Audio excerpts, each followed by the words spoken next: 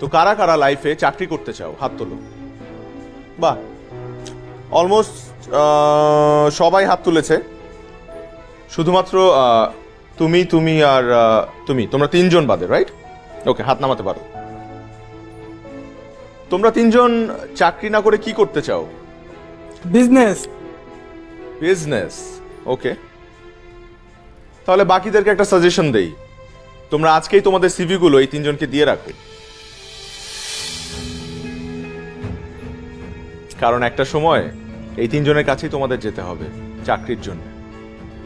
দেখো, একটা দেশে সবাই যদি চাকরির পেছনে ছোটে, কেউ যদি ব্যবসা না করে, তাহলে তারা চাকরিটা করবে কোথায়? তাদেরকে চাকরিটা দেবে কে? সরকারের পক্ষে তো সবাইকে সরকারি চাকরি দেওয়া পসিবল না, তাই না? এখন একটা দেশের ইকোনমি বা তার জিডিপি পুরোপুরি নির্ভর করে তার দেশের উৎপাদন ও ব্যবসার উপর।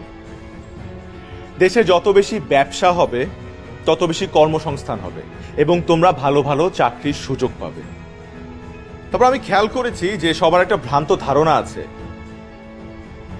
যে বিজনেস করলে বড়লোক হওয়া যায়, বা মানুষ ব্যবসা করে শুধুমাত্র বড়লোক হওয়ার জন্য, কিন্তু বিষয়টা কিন্তু তা নয়।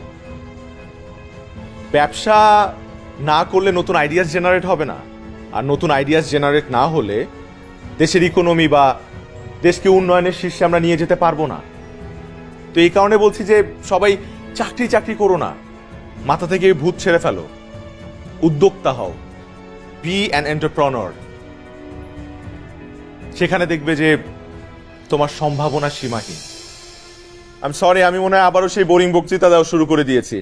আর কোনো বক্তৃতা নয়, আমি আবারও আমার রেসপেক্টেবল টিচারদেরকে ধন্যবাদ জানাতে চাই আমাকে ইনভাইট করার জন্য, and thank you each and every one of you for being here.